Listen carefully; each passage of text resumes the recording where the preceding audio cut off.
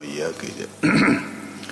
परम आराध्यतम पतित पावन परम करुणामय श्री गुरुदेव परम गुरुदेव प्रभुपाद नित्यानंद श्री गौर हरि की जय। तुलसी महारानी की जय, भक्ति देवी की जय, भक्त वत्सल नृसिंह भगवान की जय, नमाचत हरिदास ठाकुर की जय, समागत भक्त वृंद की जय। गौर प्रेमानंदे हरि हरि बोल। गुरुवे गौरचंद्राय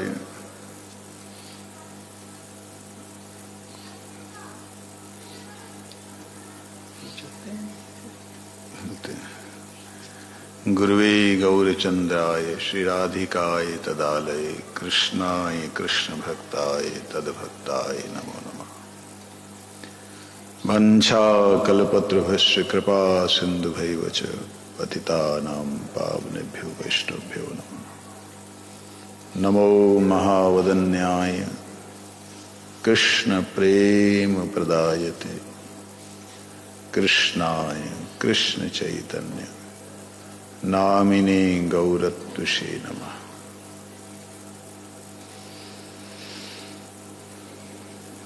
दिव्यद्वृन्दारण्यकल्पद्रुमादरत्न श्रीमद्रत्नगार सिंहासनस्थो श्री श्री राधा श्रीलगोविंद देवो पृष्ठालेभि सेव्यमानो स्मरामि। वृन्दायै तुलसीदेव्यै प्रियायै केशवस्य च कृष्ण भक्ति प्रदे देवी सत्यवत्ते नमः। श्री कृष्ण चैतन्य प्रभु नित्यानंद श्री अद्वैत गदाधर श्रीवासादि गौर भक्त वृंद। हरे कृष्ण कृष्ण कृष्ण हरे हरे, हरे राम राम राम हरे हरे। परमाराध्यतम पतित पावन श्री गुरुदेव महाराज की जय। रूपानुग गुरुवर्ग वृंद की जय। जय परम करुणामय श्री जीव गोस्वामी प्रभु की जय।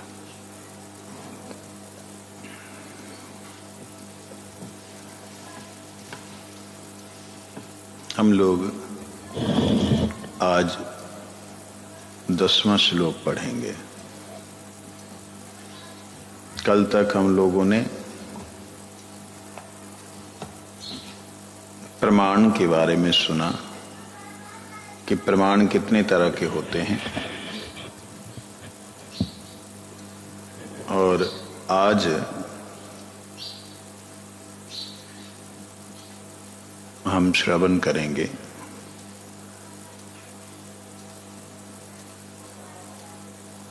अचिंत जो पदार्थ है उसके विषय में वेदों में क्या प्रमाण है। देखो भगवान को क्या कहा, पदार्थ। कहां गए वो, आए नहीं?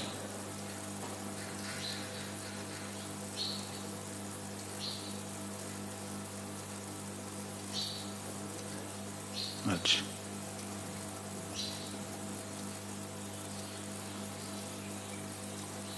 कल हम लोगों ने सुना था कि वो पर्वत पे धुआं, उसमें अनुमान भी गड़बड़ हो गई, प्रत्यक्ष भी गड़बड़ हो गया, देख रहा है आदमी, और उसमें संभावना भी, मतलब जितने भी थे अभाव भी जो था उसमें खत्म हो गया। परंतु वो था क्या, पर्वतो बह्निमानम धूमात, ये अनुमान दोष था, प्रमा में अंतराय था। इस प्रकार से ऋषियों की वाणी में सभी ऋषि सही कह रहे हैं, ऐसा नहीं है। ओ, जो तुम बोलोगे तो वो सही है, ऋषियों ने कहा वो सही नहीं है। अरे भैया, इसका अर्थ ये नहीं है कि सभी ऋषियों की बात हो रही। ओ, मतलब जिन्हें तुम सिलेक्ट करोगे वो सही है, बाकी सब गलत है। ऋषि लोग भी हमारी तरह मनुष्य थे, उनमें भी ये 4 प्रकार के दोष थे। मुनि लोग भी ऐसे ही थे, हमारे गुरुजन भी ऐसे ही थे। जब हम इस प्रकार से सोचेंगे तब जाकर के हमारे को एक निष्पक्ष और निष्कर्ष मिलेगा। गुरुजनों के बारे में आपने बोल दिया महाअपराधी, इसकी कथा नहीं सुननी चाहिए। ऋषिगण तो सारे गुरु हैं, जिन्होंने संसार की शिक्षा दी,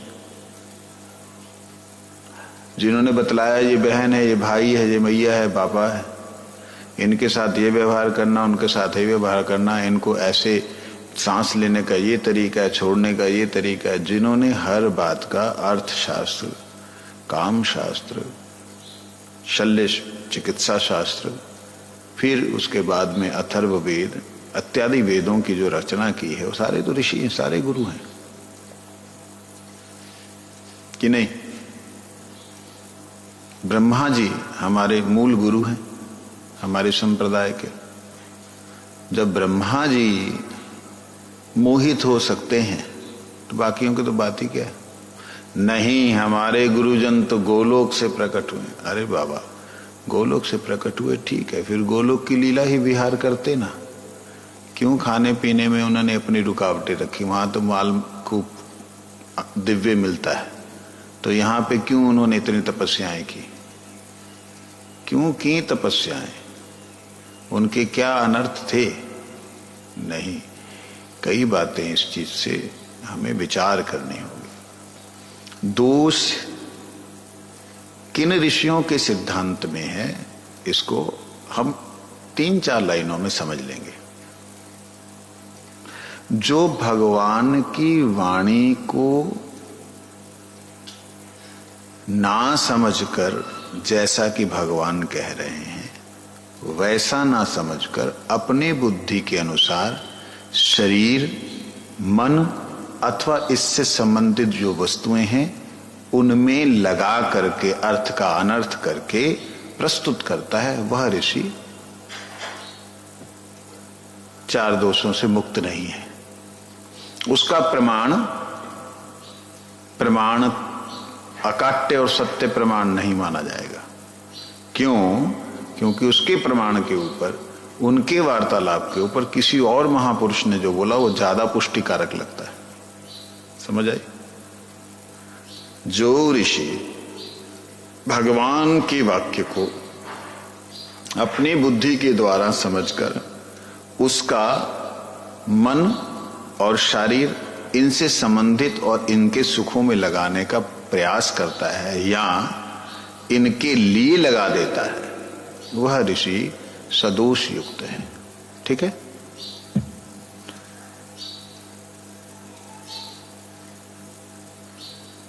और एक बात, जो ऋषि इस शरीर और मन के सुख और दुखों को देखते हुए, इसकी अनित्यता को देखते हुए, शरीर की और मन की अनित्यता को देखते हुए ये चिंतन करता है कि वो तत्व भी नहीं है, इसके नष्ट होने से वो तत्व भी नहीं रहेगा, वो भी सदोष युक्त है। मतलब शरीर और मन संबंधी किसी भी तरह का ज्ञान अचिंत तत्व के लिए प्रस्तुत किया जाए, बोला जाए, उसमें दोष ही है। क्यों? ये शरीर दोषपूर्ण है, मन दोष युक्त है। समझ आई? इसलिए हर ऋषि की बात को हम लोग प्रमाण के रूप में नहीं लेंगे। प्रणाम है उन्हें कि उन्होंने समाज में बहुत सी शिक्षाएं दी, बहुत सी व्यवस्थाएं बनाई, प्रणाम है।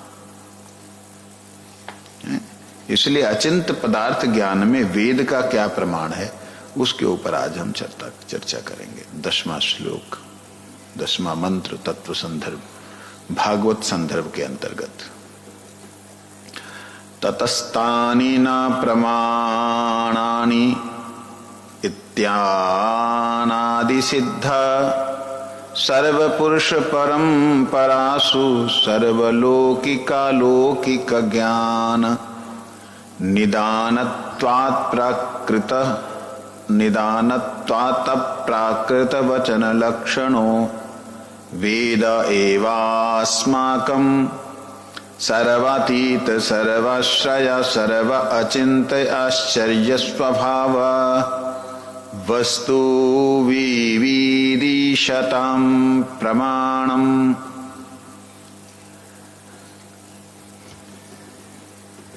अथैव शब्दस्यैव प्रमाणत्वे पर्यवसिते कोऽसौ शब्दः इति विवेचनीयम् तत्र भ्रमादिरहितं वच शब्दः इत्यनेनैव पर्याप्तीर्णः स्यात् यथा स्वमति गृह्यते पक्षे भ्रमादिरहितो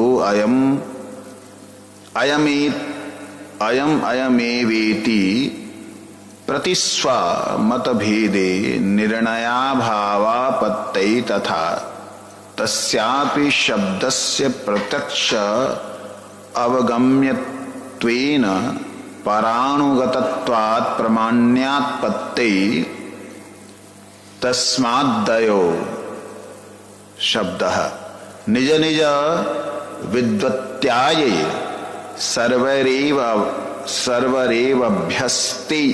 सर्वरेवभ्यस्यते यस्य अधिगमेन सर्वेषामपि सर्वैव विद्वता भवति यत्कृतयैव परमविद्वताया प्रत्यक्षादिकम् अपि शुद्धं स्यात् यस्य चानादित्वात् स्वयमेव सिद्धः स एव निखिल ऐतिह्य मूल रूपो महावाक्य समुदय शब्दो अत्र गृह्यते स च शास्त्रमेव ततश्च वेदैव य एवानादिसिद्धयः सर्वकारण्यस्य भगवतो अनादिसिद्धं पुनः पुनः सृष्टवादौ तस्मातेवाभिभूतम् अपौरुषेयं वाक्यं तदैव भ्रमादिरहितं संभावितं तच्च सर्वजनकस्य तस्य च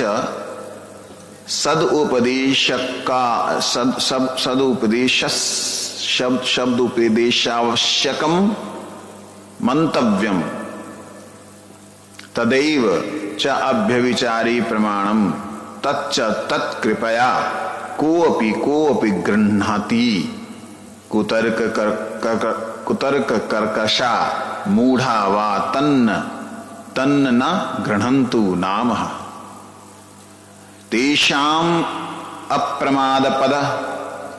अप्रमापदम कथम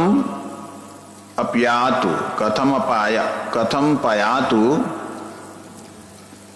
तो उत्तर देते ना चेश्वरः विहितं वैदिकादि शास्त्रमतं प्रमाणाभावादि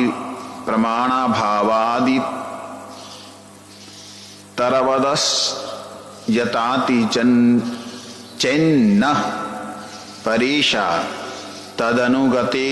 तदनुगतवादेन शास्त्रत्व व्यवहार न च बुद्धयास्यापीश्वरत्वे सति तद वाक्यं च प्रमाणं सयाति वाच्यं येन शास्त्रेण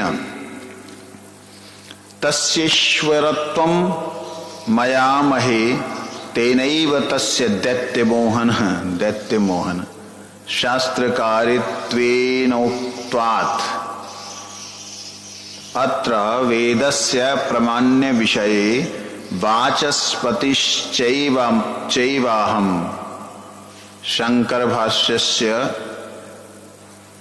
भामति टीकया उपोद्ध्याते न च ज्येष्ठस्य प्रमाण प्रत्यक्ष अच्छा विरोधात् दामन्यायस्यैव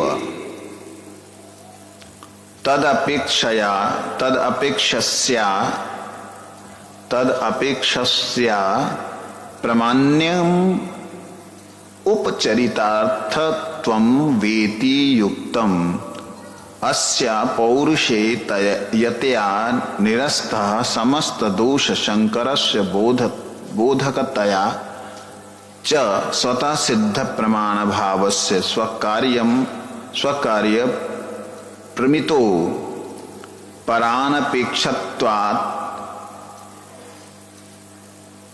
प्रमितावनपेक्षत्वे अप्युत्तप्तो प्रत्यक्षपेक्षत्वात् तद्विरोधात् अनुत्पत्ति लक्षणमस्य प्रमाण्याम् इति चेत न उत्पादका प्रतिद्वन्द्वित्वात् न हयागम ज्ञाने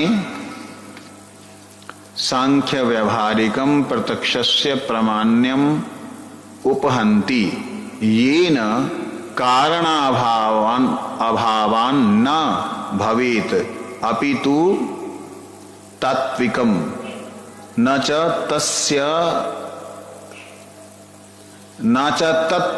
तयोत्पादकम्। कैसे कैसी शब्द लिखे हैं। अताक्तिक प्रमाण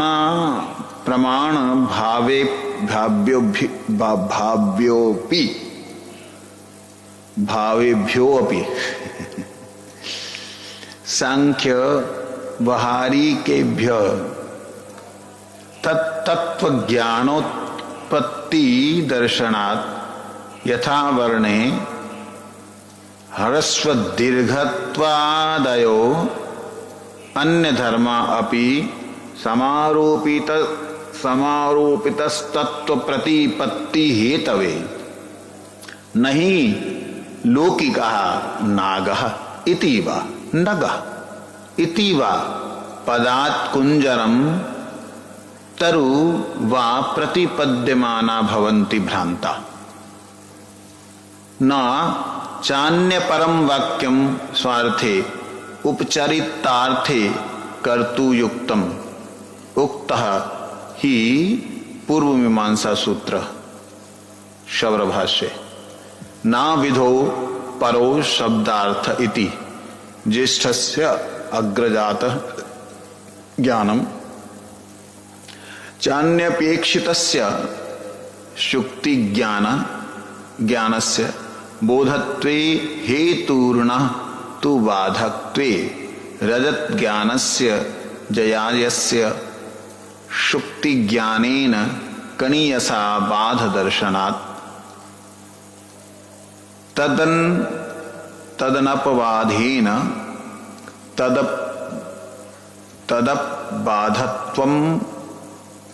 बाधत्वमनस्तस्योत् उत्पत्तिर अनुपत्ति दर्शितश्च तात्विक प्रमाण भावस्यानपेक्षितः त्वं यथा च पारमर्श सूत्रम पूर्व मीमांसा सूत्रम फलाना फलाना पौर्वेयम पूर्व दौर्बल्यम प्रकृतिवता इति तथा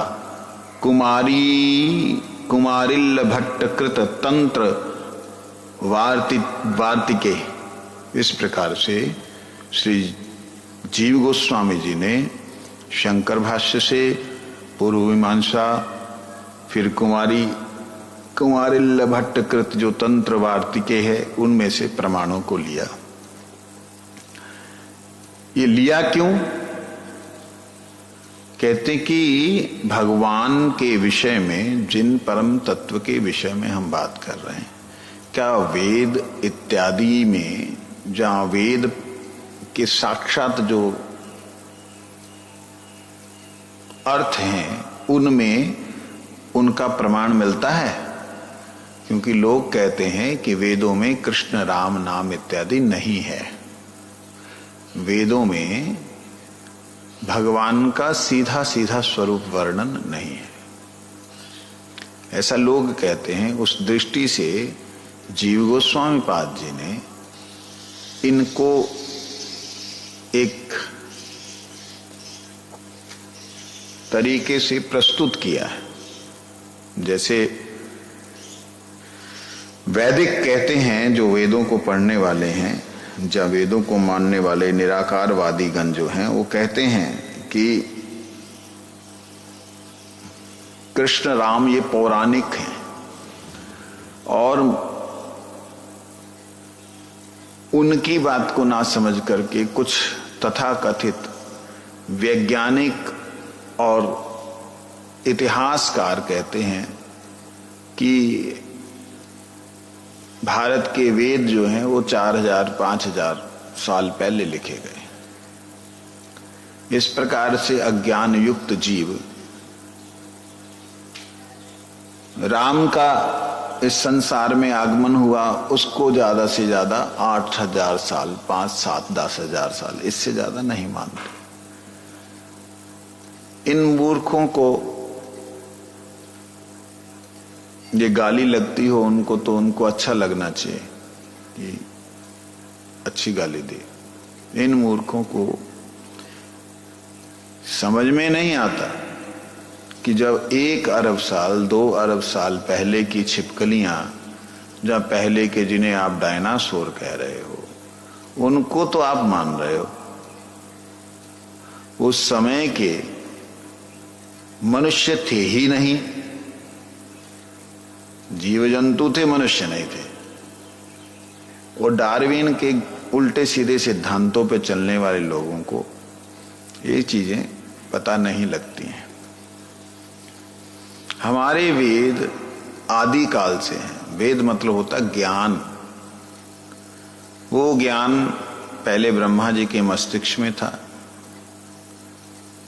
फिर ऋषियों के मस्तिष्क में था। मस्तिष्क का मतलब जो है, आज जैसे हम लोग 2% अपने दिमाग का प्रयोग करते हैं, 1 या 2%। 10% जो करता है वो विश्व का जाना माना नोबेल प्राइज विनर साइंटिस्ट है, जो 10% यूज करता है। कैसे यूज किया जाता है? कहते बिना काम करने से यूज किया जाता है। ले, उल्टी बात देखो, महात्मा का दिमाग ऐसे ही है। नहीं, प्रैक्टिकल देखिए। आप जब भी कोई कार्य करेंगे, उस कार्य में आपका दिमाग पूरी तरह लगेगा, तभी वो कार्य सिद्ध होगा। तो वो कार्य क्या है? इस जगत के कार्य कितने हैं? वो 1 या 2% में काम अपने पूरे हो जाते हैं। इस जगत के भीतर घुस करके या बाहर जा करके जो सोचते हैं, वो 10% उनका यूज होता है, जो इस जगत में अपनी बुद्धि को लगाते ही नहीं। वो अपने अंतरात्मा से परमात्मा की तरफ बुद्धि को लगाते हैं। ऐसे लोगों की बुद्धि जो है वो फिर कितनी तीव्र गति से वो परोक्ष की तरफ जाएगी, जो दिखता नहीं है उसकी तरफ जाएगी। उनका दिमाग जो है 100% चलता था। तो वो लोग भविष्य की क्रियाओं को देख सकते थे, सामर्थ्य था कि वो बदल भी सकते थे, लेकिन उन्होंने बदला नहीं। देखा, पहले लिख दिया, बतला दिया। वाल्मीकि ऋषि इत्यादि के बारे में वर्णन आता है कि उन्होंने लव कुश के द्वारा संदेशा भिजवाया कि आगे ऐसे ऐसे होने वाला है, आप इसे रोक लीजिए। इस बात को स्वयं बोला आकर के। लव कुश से जो है राम जी से सीता जी का मिलन होगा, यहीं तक की कथा सुनाई। और उसके बाद स्वयं भगवान के पास आके बोले, प्रभु आपका रहना बहुत आवश्यक है। परंतु वो बदले नहीं या बदल नहीं सके। जब बदलना चाहा नहीं प्रभु ने, तो कहने का अभिप्राय कि इस जगत में जो ऋषियों ने अपने दिमाग का प्रयोग किसी तुच्छ वस्तु, शरीर अथवा मन के लिए नहीं लगाया, आत्मचिंतन ने लगाया, तो वो सारे का सारा दरवाजे खुलते चले गए। उन ऋषियों के जो प्रमाण हैं, उन प्रमाणों को ही अचिंत्य अलौकिक कहा जाता है, क्योंकि उन्होंने शरीर और मन बुद्धि के ऊपर उनका प्रयोग नहीं किया। समझ लगी? ऐसे महापुरुष लोग जो हैं वो त्रिकालज्ञ हैं। प्रभु ने क्या कहा वो सुन सकते हैं। प्रभु ने क्या कहा वो सुन सकते हैं। वो शब्द, साउंड जो कि दिव्य लोक से ट्रेवलिंग करते हुए इस जगत में निकल जाता है, ऊपर से जगत के, वो जो साउंड है उसको ये ऋषि लोग सुन पाए। क्यों सुन पाए? क्योंकि इन्होंने उसमें ही अपने आप की सत्ता, बुद्धि को विलीन कर दिया। जब विलीन किया शरीर रहते हुए, जब विलीन किया तब उन्होंने उन शब्दों को सुना और समझा, फिर उसके बाद इस जगत में उतारा। तभी ये शब्द आप लोगों को देखो समझ नहीं आते, या मेरे को भी नहीं समझ आते।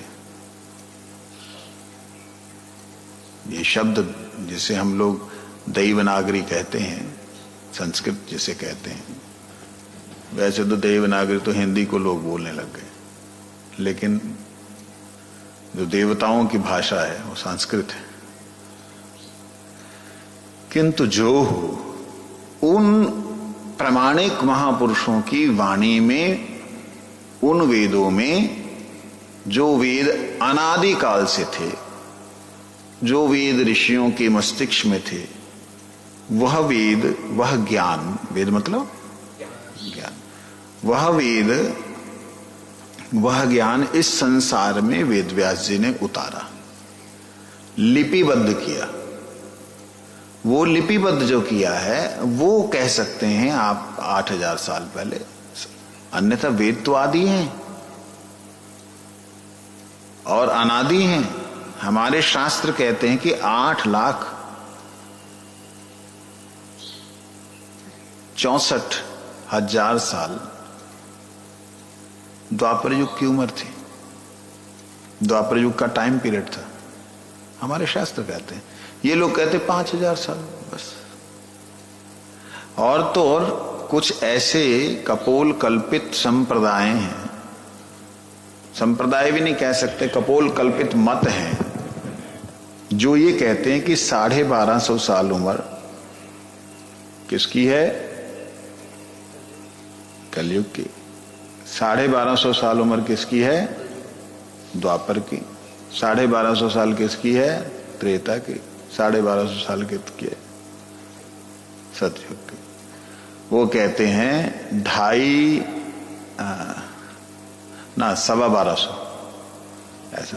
तो टोटल 5,000 साल को 4 भागों में बांट दे, कितना हुआ? 2.5 हुआ ना? सवा हुआ, 125। 4 भागों में 1225 साल, 1225। ये ब्रह्म कुमारी संप्रदाय में ये बात कही जाती है।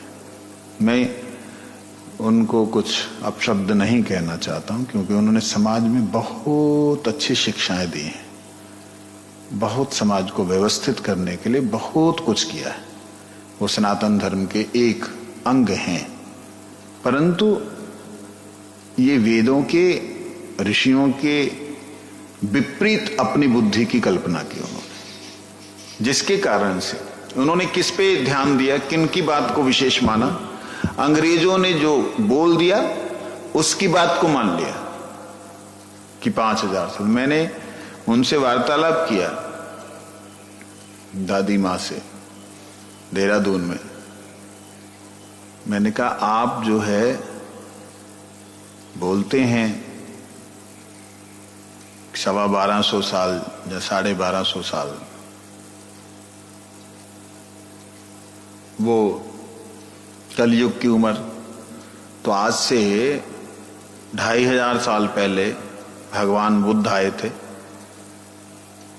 2000 साल से ऊपर 2,500 साल पहले, और फिर चाणक्य आए 2000 से ज्यादा, सिकंदर आए। वो सब कौन से युग में थे? द्वापर में। मैं क्या श्री कृष्ण कब आए थे? सतयुग में। अब ये मुझे बताइए, ऐसे सिद्धांतों को किस प्रकार से, ऐसे ऋषियों को किस प्रकार से प्रमाण माना जा सकता है? मैं उनकी निंदा नहीं कर रहा हूं, लेकिन एक बात कह रहा हूं, ऋषि हो सकते हैं, समाज सुधारक हो सकते हैं, समाज के लिए अच्छा करने वाले हो सकते हैं, परंतु जहां बात सिद्धांत की आती है वहां यदि वो गलत हैं तो हमें उनके उस सिद्धांत को नहीं लेना है, अच्छी बातों को लिया जा सकता है, ठीक है ना। समाज में कैसे रहना, शांति कैसे मिलेगी, इसका ध्यान उसका कर लो, कोई बात नहीं। शिव बाबा सबसे ऊपर, बाकी कृष्ण राम इत्यादि सब उसके अंश हैं, ठीक है, मान लो। परंतु मूल बात, आपकी हर बात ही वेद के विरुद्ध अगर जा रही है तो हम उस सिद्धांत को कभी नहीं मानेंगे। यहां पर जीव गोस्वामी जी ने अन्य अन्य महापुरुषों की बात को, ऋषियों की बात को प्रामाणिक रूप से लिया है, और वो किस तरीके से लिया है आज हम उसकी व्याख्या पढ़ रहे हैं। अचिंत पदार्थ ज्ञान में वेद का प्रामाण्य, कहते हैं अचिंत अलौकिक वस्तु ज्ञान में वेद ही एकमात्र अव्यभिचारी प्रमाण है, जिसमें कोई व्यभिचार नहीं हुआ, अव्यभिचारी, अव्यभिचारी। पूर्वोक्त भ्रमादि दोष दुष्ट, दोष दुष्ट, हमेशा ये दुष्ट शब्द प्रयोग कर रहे हैं।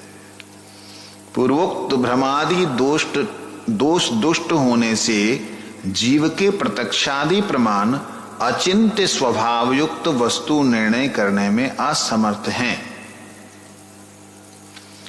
जो हमें प्रत्यक्ष दिखता है उसे हम मानते हैं, ऐसा बोलने वाले दुनिया में बहुत सारे लोग हैं, लेकिन क्या वो अपनी बुद्धि को नहीं मानते? क्या बुद्धि दिखलाई देती है? क्या मन दिखलाई देता है? मन को नहीं मानेंगे, मेरा मन नहीं मान रहा, अरे तेरा मन है ही नहीं, तू बात कर, मानेंगे। तो जिस प्रकार से अचिंत वस्तु के विषय में या अचिंत स्वभाव युक्त जो बात है उसको व्यक्ति संसार में मानता है, परमार्थ में नहीं मान पाता है, नहीं मान सकता है। कहते हैं ऐसे जीवों के द्वारा बनाए गए सिद्धांतों को किस प्रकार से वस्तु निर्णय में लगा सकते हैं, परमात्मा के निर्णय में लगा सकते हैं? नहीं लग सकता। बात समझ आई? परमात्मा के विषय में वो कैसे लगाया जा सकता है उनको? इसलिए सर्वातीत सर्वाश्रय सर्वाचिंत्य आश्चर्य स्वभाव वस्तु को जानने के निमित्त अनादिकाल से सकल पुरुष परंपरागत समस्त लौकिक अलौकिक ज्ञान का कारण अप्राकृत वंगमय वेद को ही हम सब प्रमाण स्वरूप से स्वीकार करेंगे। ये कह रहे हैं हम उनकी बात को प्रमाण नहीं मानेंगे जो कहते हैं कि भगवान के आंख कान नाक मुंह ये सब नहीं है। कहते ना, न नाक पृष्ठम न बिनु चले बिनु पग चले सुने बिनु काना बिनु कर करें कर्म विधि नाना। बिना हाथों से वो देते हैं, बिना पैरों से चलते हैं, बिना नेत्रों से देखते हैं, बिना कानों से सुनते हैं। ये बात शास्त्रों की है, वेदों की है। वेदों के नीचे जो उपनिषद हैं उनकी है। अब इसको हम किस प्रकार से मान ले पूर्ण सिद्धांत सत्य? क्यों? क्योंकि उन्हें लगता है कि ये शरीर खत्म होने के बाद में कोई भी सत्ता जो है वो बचेगी नहीं, वो बचेगा प्रकाश पुंज। तो प्रकाश पुंज का अपना ना हाथ पैर नाक मुंह कुछ भी नहीं है। इस दृष्टि से, इस तरीके से वो अपने आप की जैसी कल्पना करते हैं ज्योति स्वरूप, ऐसे परमात्मा के परम ज्योति स्वरूप का चिंतन करते हैं, जब ध्यान करते हैं, जब मानते हैं। ऐसे लोग जब जड़ के ऊपर आश्रय करके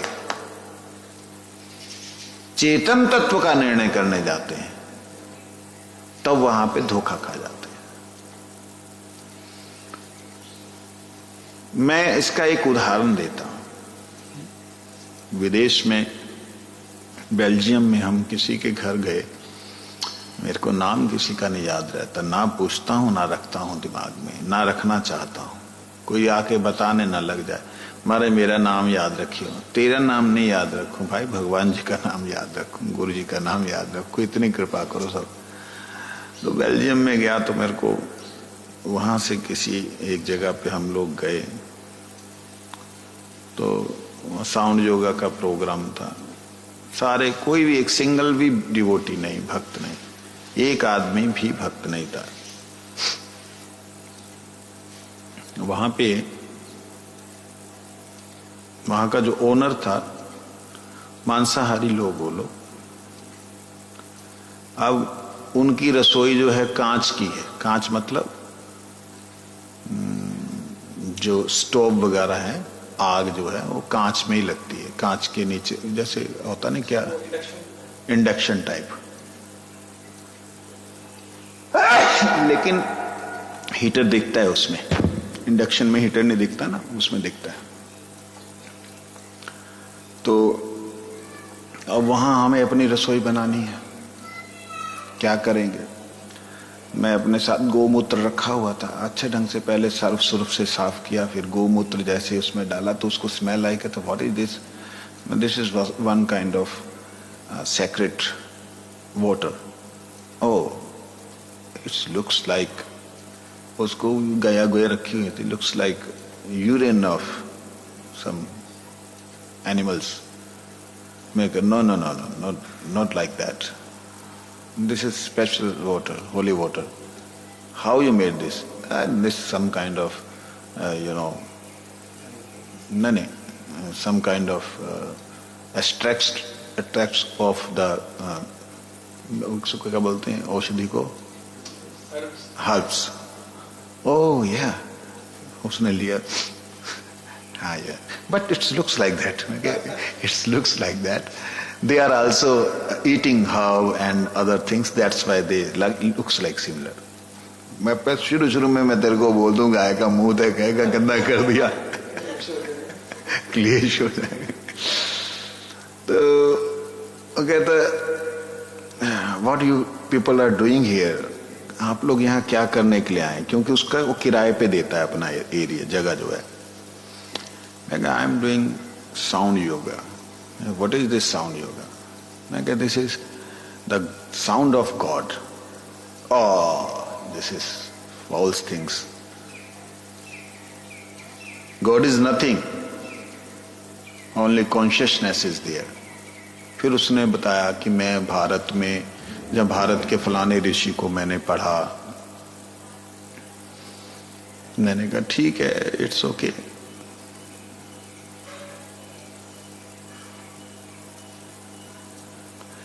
कहते सिर्फ प्रज्ञा ही है, ज्ञान ही है, ज्ञान के अलावा ना उनका शरीर है, ना तुम्हारा, ना हमारा, किसी का भी शरीर नहीं है। समझ लगी? प्रज्ञा ही है। स्विच ऑफ कर दो बाहर से।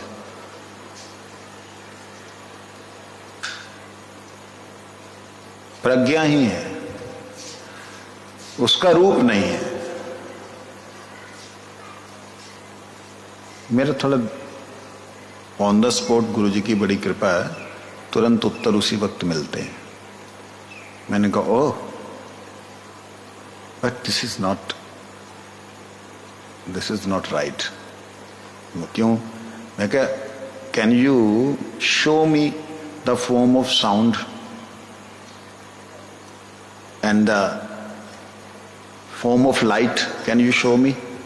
No, there is no form of any light and sound. Okay, I can show you. कैसे? मैंने उस साउंड की एक वेव क्रिएट की।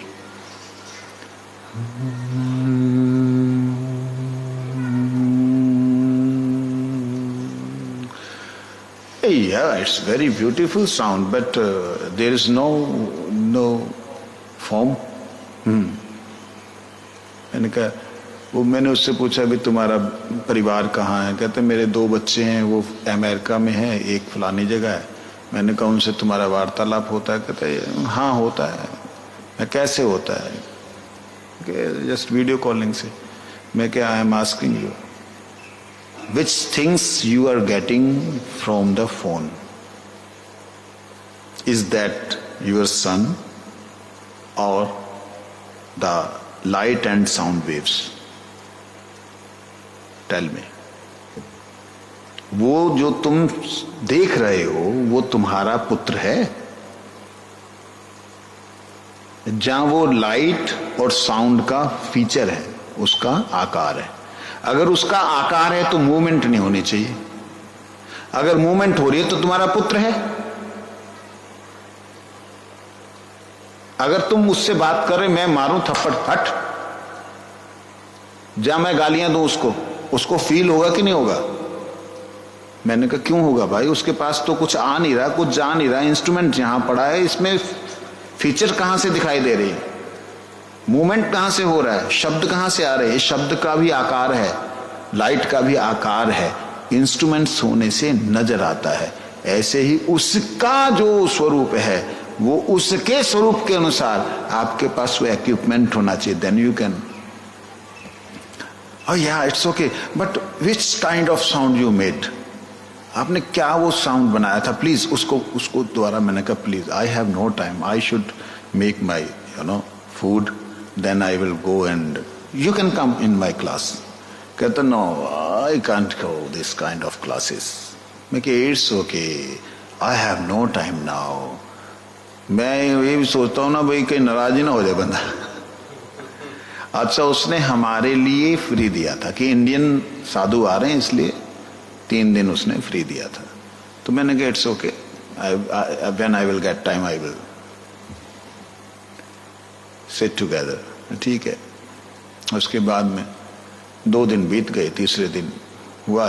तीसरे दिन बाद में हमने जाना था, उससे बात भी दूसरे दिन ही हुई, तो मतलब बीच में एक ही दिन था। जब जाना था तो वो उसने रोक लिया, कहते please show that sound, I want to hear that. मैं कहा it's okay, I given you promise, then you should stay away from me, otherwise you will feel very high vibration. तो ठीक है, थोड़ी सी दूर उसको रखा। जैसे मैंने साउंड क्रिएट किया वो एकदम कांप गया, रंग उसका चेंज हो गया, मतलब वाइट कलर जो था ना एकदम गोरा, रंग बदल गया। What is this? मैं should not open your eyes, just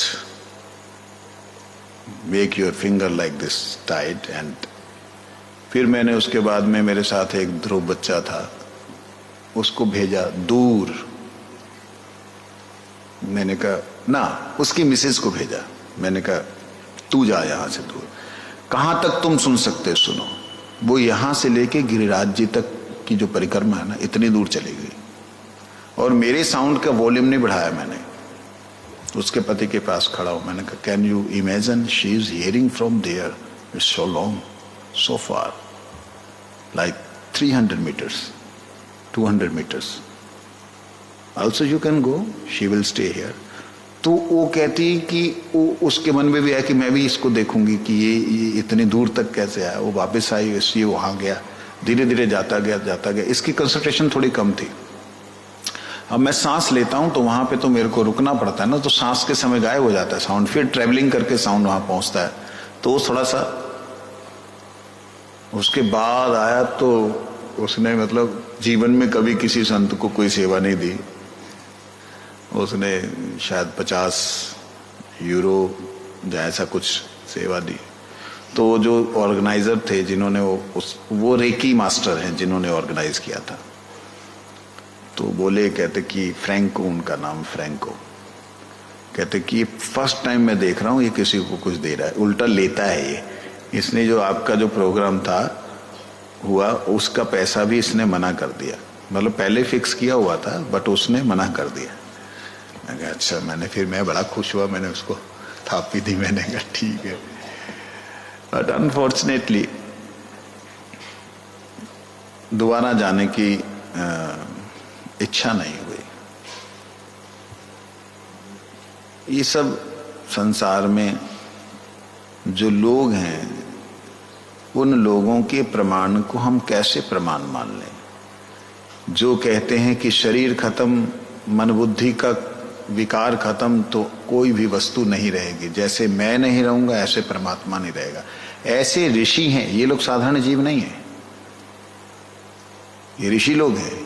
इनकी बातों को प्रमाण कैसे मान लें, जबकि इसके ऊपर की बात करने वाले ऋषि बैठे कि नहीं, उसका भी आकार है, शब्द का भी आकार है, विद्युत का, प्रकाश का भी आकार है। जब वो बताने वाले, दिखलाने वाले बैठे हैं, तो हम इनकी बात को कैसे मान लें जो कह रहे है ही नहीं? समझे नहीं? इसलिए दोनों ऋषियों की बात को एक साथ ला करके जीव गोस्वामी जी ने एक निर्णय हमारे सामने रखा है, उसको हमने पढ़ना, सुनना, समझना है।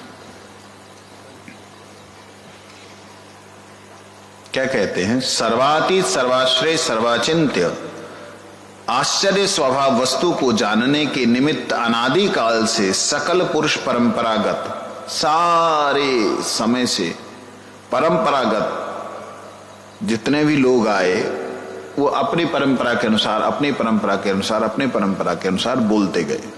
ठीक है, परंतु इतना होने के बाद भी सभी लोगों ने वेद को ही प्रमाण माना है।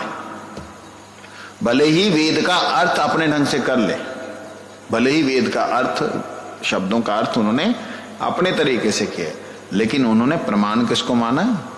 वेद को, शब्द को, उसी प्रमाण। किसने बोला शब्द को?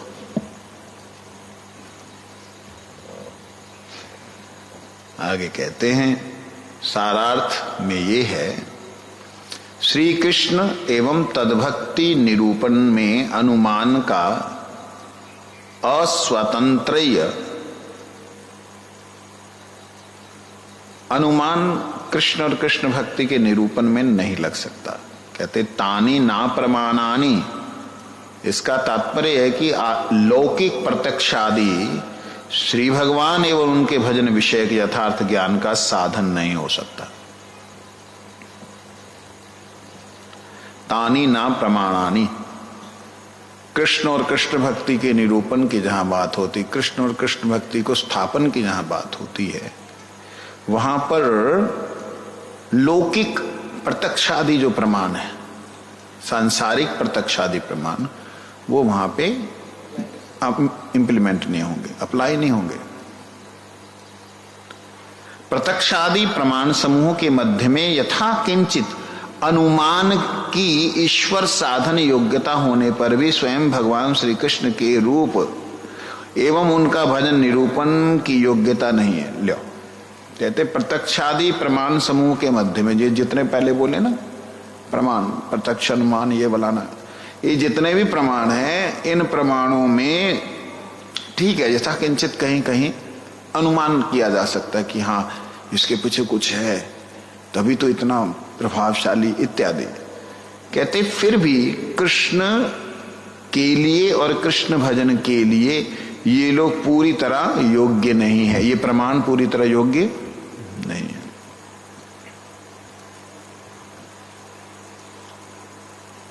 किंतु अनुमान यदि वेदानुगत होगा,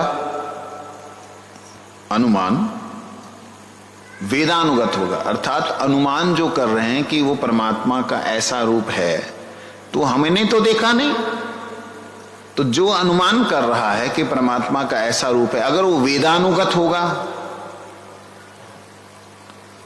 और अनुमंता यदि भगवत कृपा शक्ति प्राप्त होगा, जो अनुमान करने वाला है भगवान की कृपा की शक्ति प्राप्त होगा, तब अनुकूल तर्कानुगृहित मनन द्वारा वेद से अवगत अर्थ का निश्चय सम्यक रूप से करके उसका ध्यान निदिध्यासन पुनः पुनः करने से अनंतर आत्म साक्षात्कार हो सकता है। कह रहे हैं भगवान के लिए कोई भी प्रमाण सिद्ध नहीं हो सकता। ठीक है जी, वेद प्रमाण है, ये सत्य है, लेकिन वेदों को व्याख्या करने वाले अपने अपनी बुद्धि से करने के कारण वह सारे प्रमाण व्याख्याति होने के नाते, व्याख्या अपने अनुसार होने के नाते वो गड़बड़ हो जाते हैं। तो फिर क्या करेंगे? कहते हैं जो वेदों के अनुगत हो करके अनुमंता अर्थात अनुमान करने वाला व्यक्ति है, वेदों के अनुगत हो करके भगवान को अनुमान करने वाला व्यक्ति है, यदि वह भगवत कृपा शक्ति प्राप्त होता है, भगवान की कृपा शक्ति प्राप्त होता है, तब कहते हैं अनुकूल तर्क अनुगृहित मनन करता है। अनुकूल तर्क, प्रतिकूल तर्क नहीं, अनुकूल तर्क। जैसे भगवान कृष्ण का गोलोक धाम है, गोलोक धाम से बहुत सारे अनंत बैकुंठ प्रकट हो रहे हैं, एक एक बैकुंठ के साथ एक एक ब्रह्मांड का जो है संयोजन है, जुड़े हुए हैं, और एक एक ब्रह्मांड में ना जाने कितने कितने हजारों नक्षत्र हैं, लाखों करोड़ों नक्षत्र हैं, ठीक है, अनगणित। वो मूल में गोलोक धाम वृंदावन है, ठीक है। अब ये जो बोला जा रहा है इसमें किसी का अनुभव है? कल्पना करें तो कितना बड़ा होना चाहिए वो, जिससे अनंत बैकुंठ और एक एक बैकुंठ के साथ में अनंत ब्रह्मांड। समझ में आ रहा है? एक ब्रह्मांडों का गुच्छा, एक गैलेक्सी, एक सर्कल, ऐसे ही अनंत है, बेअंत है, कोई अंत नहीं है उनका। नीचे से निकल जाओ, नीचे से।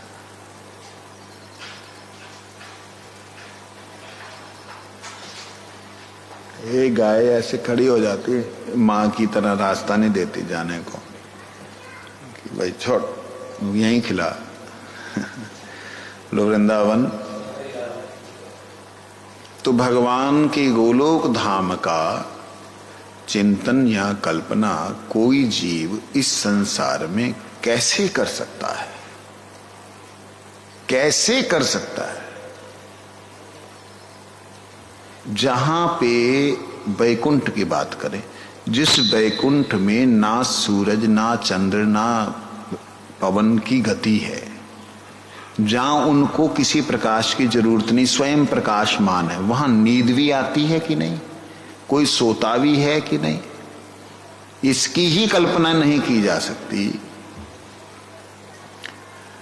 जिन गोलोक धाम का जो टाइम लैप है, जो टाइम जोन है, उस टाइम जोन में ब्रह्मा जी प्रत्येक दिन उनके हिसाब से प्रत्येक दिन ब्रह्मा पैदा हो रहे हैं, ब्रह्मा मर रहे हैं।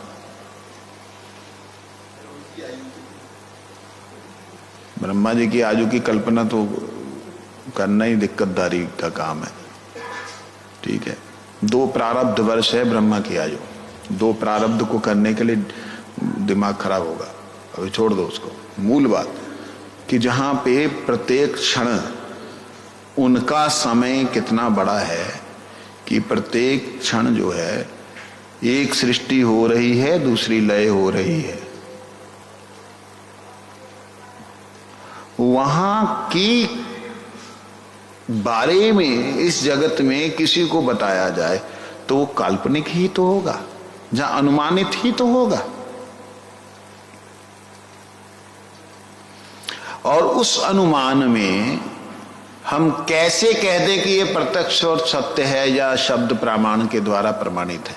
कहते सिर्फ भगवत कृपा शक्ति से, यदि वह जो अनुमान करने वाला जीव है वो अगर भगवत कृपा शक्ति है तब वह अनुकूल तर्कानुगृहित मनन करता है, वेद से अवगत होता है, उस ज्ञान से अवगत होकर के निश्चित रूप से उसका ध्यान और निदिध्यासन, ध्यान करना और उसका अभ्यास करना, उस परम तत्व को जानने का अभ्यास करना। ऐसा करने से आत्म साक्षात्कार, पहले तो अपना साक्षात्कार होगा। ये जो लोग भगवान मेरे प्यारे, मेरे दुलारे, हाय होए करते रहते हैं, इनको किसी को भी भगवत तत्व की अनुभूति नहीं है। लो जी, इनमें तो कई गुरुजन भी हैं, गुरुजनों की बात नहीं मैं कर रहा हूं। आज के आधुनिक लोग जो कि हाथ में गोपाल जी को लिए इधर उधर डोलते रहते हैं, उनको भगवत अनुभूति नहीं है। जैसे वो बच्चा गुड्डा पुट्टू लेकर साथ खेलता है, ऐसे ही भगवान की श्री मूर्ति के साथ ये लोग खेल रहे हैं, परंतु प्रत्यक्ष और भगवान की साक्षात अनुभूति, उनको बोलना उधर से वापस आएंगे, साक्षात अनुभूति नहीं है उनको। क्योंकि जो चिंता से परे तत्व है, जो चिंतन से परे तत्व है, वो किस प्रकार से हम उसकी कल्पना कर सकते हैं। तो क्या उत्तर क्या दिया है, श्रुति में क्या कहते हैं, वेद में क्या कहते हैं? आत्मा वा अरे द्रष्टव्य श्रोतव्यो मंतव्यो निदिध्यासितव्य। कहते हैं जो आत्मा है, आत्मा यहां पे परमात्मा के लिए भी प्रयोग हो रहा है, आत्मा के लिए भी हो रहा है, महात्मा के लिए भी हो रहा है, तीनों के लिए हो रहा है। आत्मा, आत्मा वा अरे द्रष्टव्य श्रोतव्य मंतव्य निदिध्यासितव्य। जो आत्मा है उसको केवल देखने के लिए, सुनने के लिए, मनन करने के लिए, निदिध्यासन करने के लिए एक ही उपाय है, शरणागति। शरणागत होकर के जब हम ध्यान करेंगे, कोई कल्पना नहीं करेंगे मेरा श्याम सलोना आया, ओ मुरली मधुर बजाया, कोई कल्पना नहीं करेंगे। तो भगवत कृपा से वो अचिंत तत्व प्रकाशित होता है। हाँ, हम किसका चिंतन कर सकते हैं? उस लीला का, या उस बात का, या उस घटना का जो इस संसार में की गई है भगवान के द्वारा। माखन चोरी की लीला, दौड़ रहे हैं, मैया यशोदा पीछे भाग रही है, ये इस लीला का चिंतन कर सकते हैं। और इस लीला के चिंतन के माध्यम से अचिंत तत्व का ज्ञान होता है। इस लीला के माध्यम से अचिंत का ज्ञान कैसे होगा? क्योंकि वह और यह एक तत्व है। जैसे हमारी आत्मा और शरीर एक नहीं है, ऐसा परमात्मा का नहीं होता है, ऐसा भगवान कृष्ण राम का, विष्णु का नहीं है। समझे ये बात? वंशा कल्पतरुश्च कृपा सिंधुभ्यो पतितानां पावनेभ्यो वैष्णवेभ्यो नमो नमः।